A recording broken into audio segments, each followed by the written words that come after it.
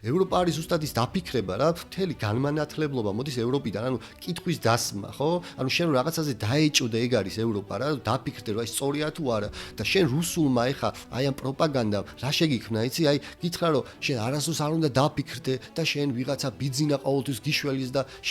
ხო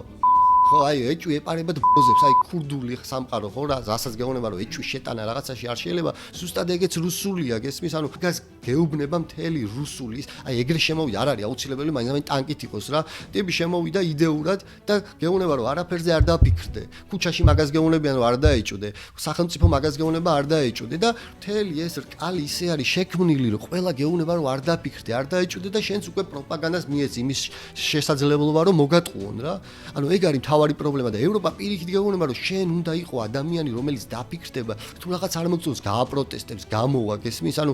შენზე არის აქცენტი გაკეთებული და ხო არ გვინდა რომ ცხოველები ვიყოთ ხო გამოვედით რაღაც ქვისხანიდან და შენ რატო ბრუნდები ისევ ქვისხანაში რუსეთი არის ქვისხანა ანუ რუსეთს არ აინტერესებს ადამიანი ანუ არა მისი მოქალაქე არ აინტერესებს და შენ საერთოდ ფეხებზე კიდიხარ